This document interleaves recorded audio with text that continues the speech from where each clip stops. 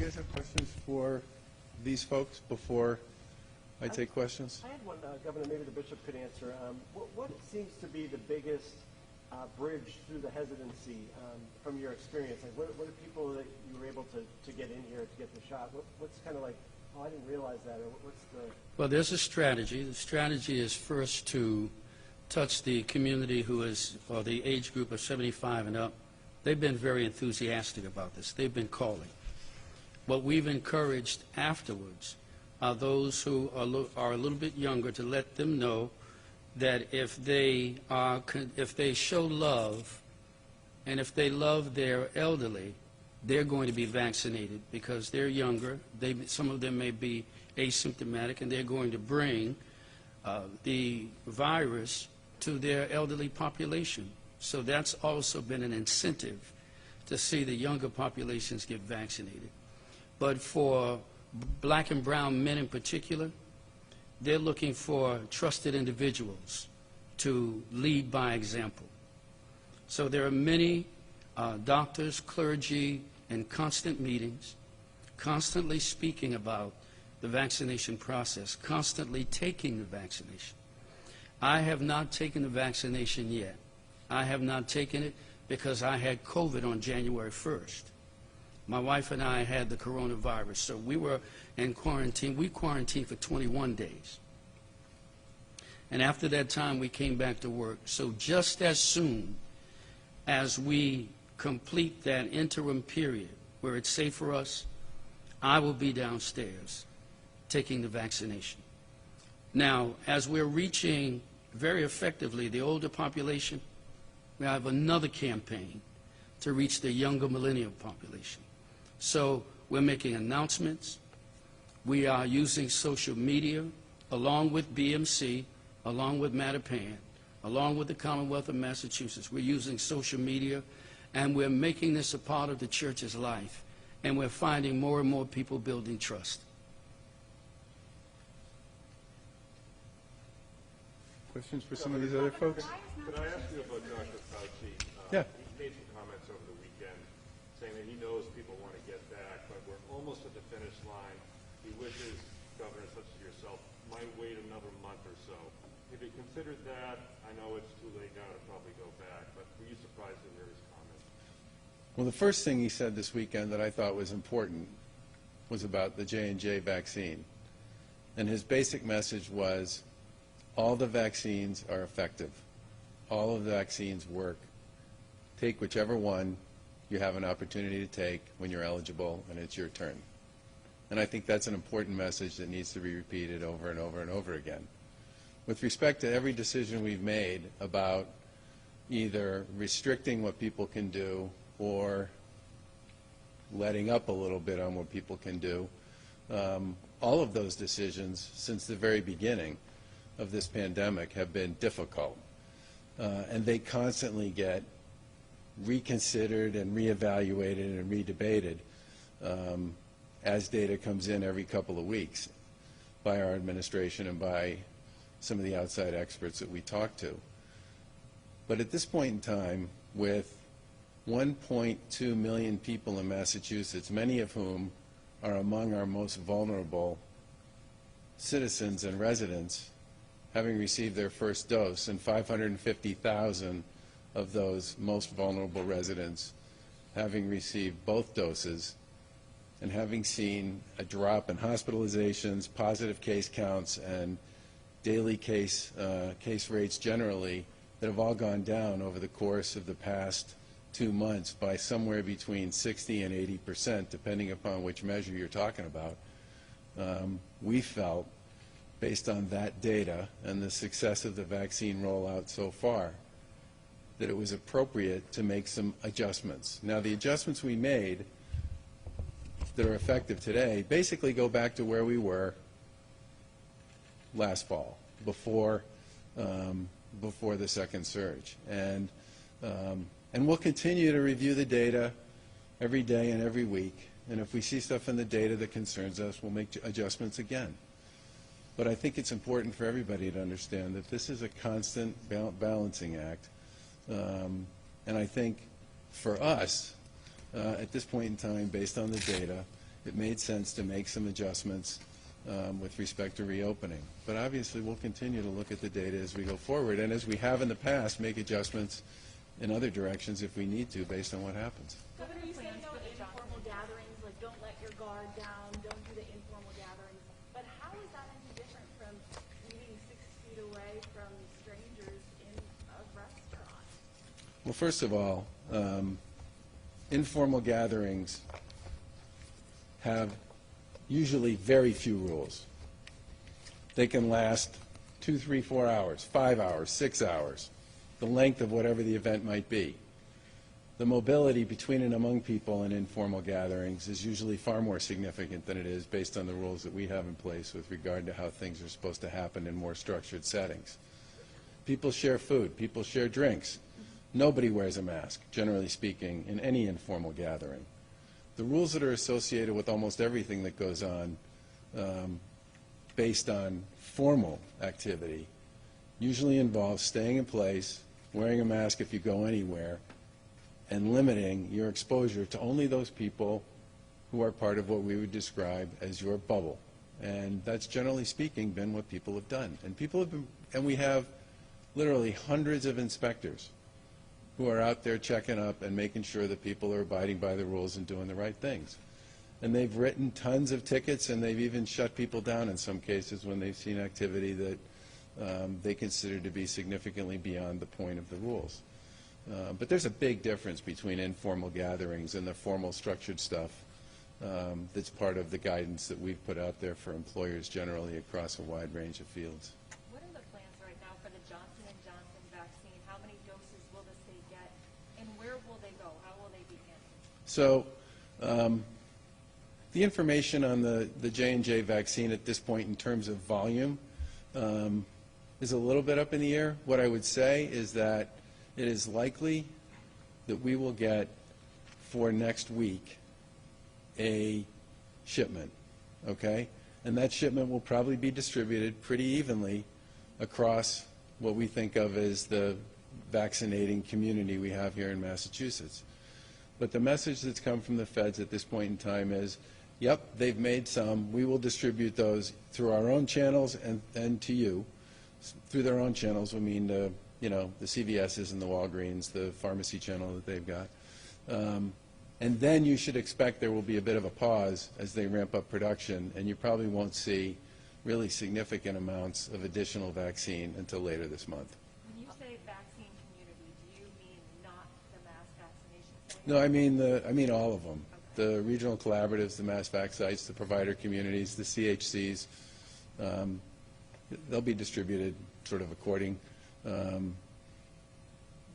how much we actually have, which in the short term will be limited.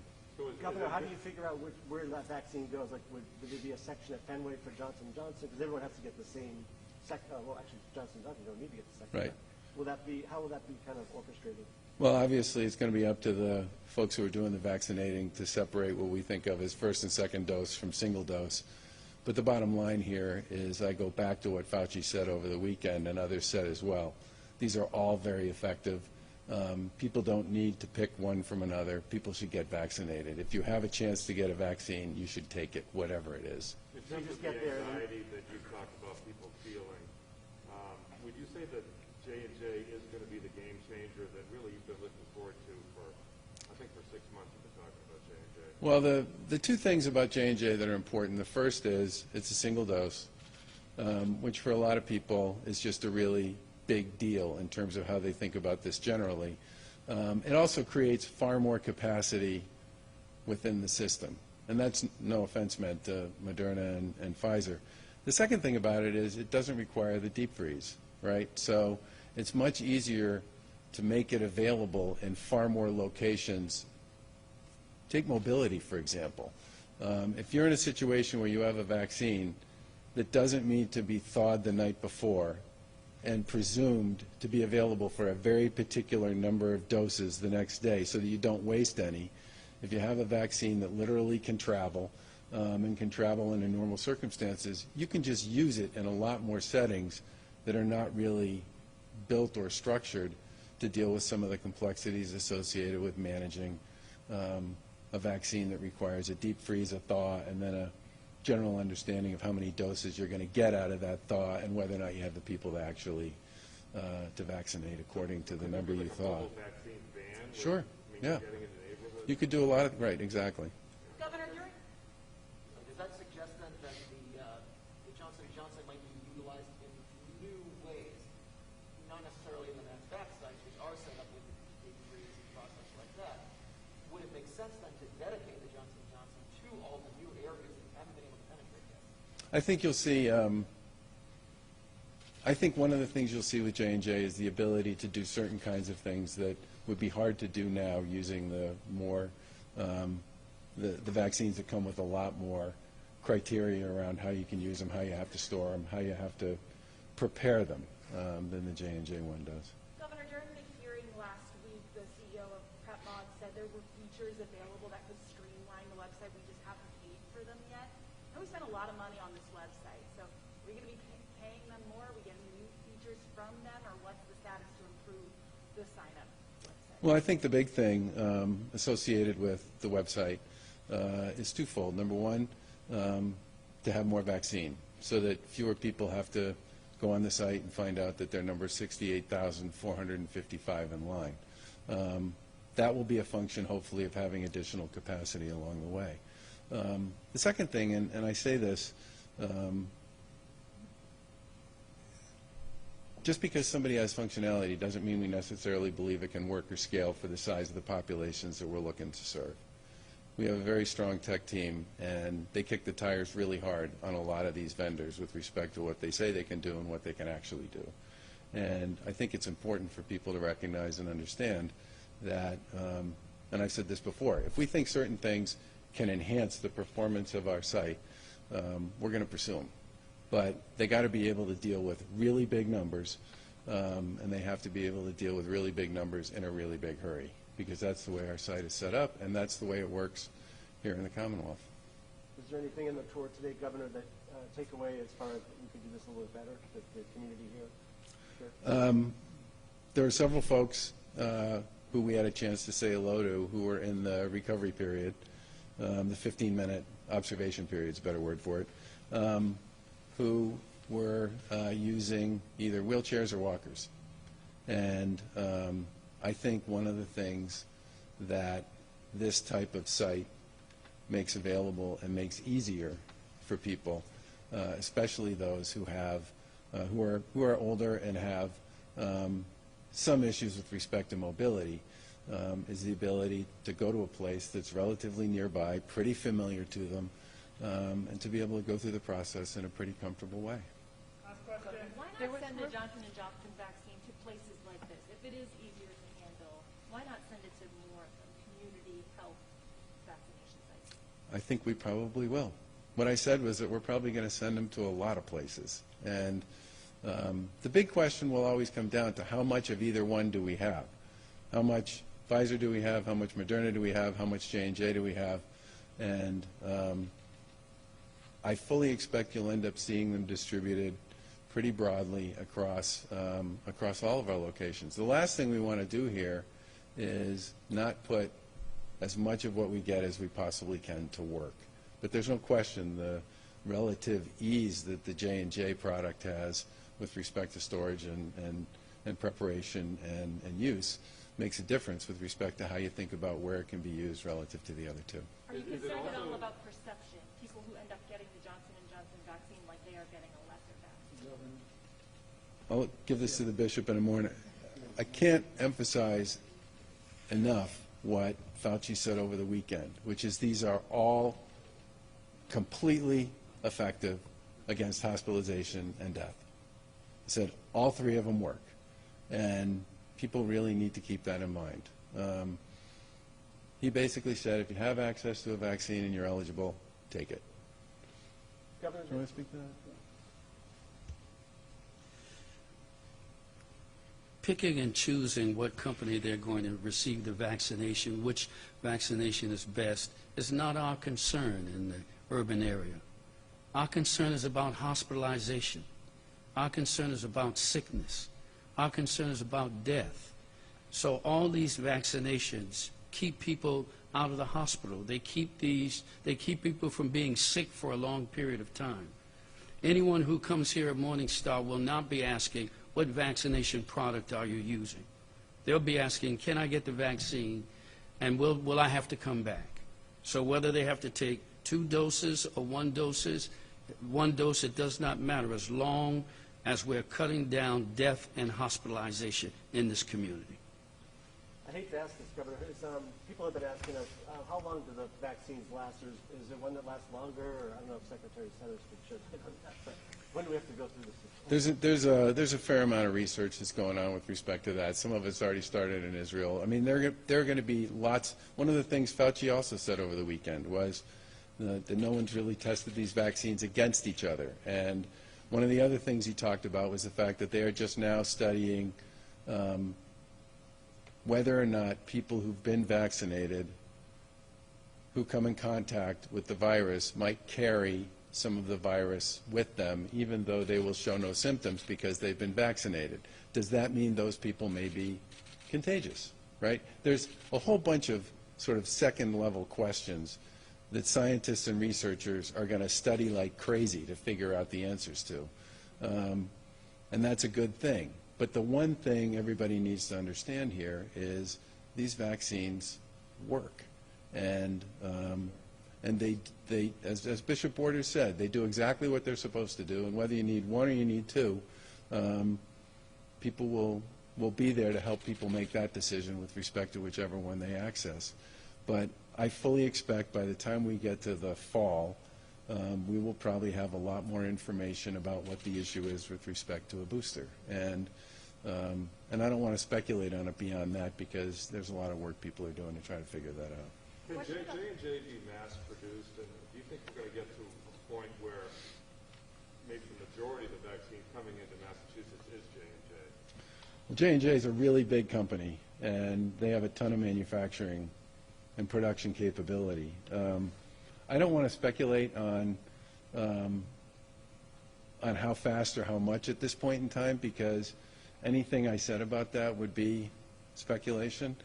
But I would anticipate that by the time we get toward the end of the month of March, we're going to know a lot more about what the sort of flight plan for Pfizer, Moderna, and J&J in April, May, June, and July is going to look like. And that will tell us a lot about how to think about distribution generally, not just here in Massachusetts, but around the country. Can you maybe go in a little bit more on what the federal government has told you about J&J, so you expect them to do this week? But are those ironclad details?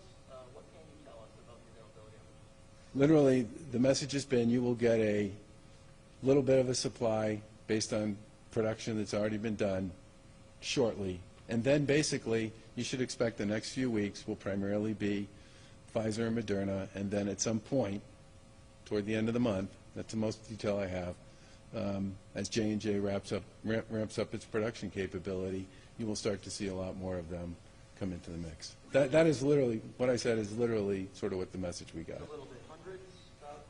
Oh, it's definitely in the thousands, yeah. At least one superintendent is calling for J&J to be used on teachers. Say again? At least one superintendent is calling for the J&J vaccine to be used on teachers since it is a single dose. Have you given any thought to earmarking this vaccine for people like that? If you're eligible, take the vaccine that you get offered. They all work. I'm with Dr. Fauci on that one. Thanks, everybody. And thanks again, Bishop. Much appreciated. Will it bump up the timeline?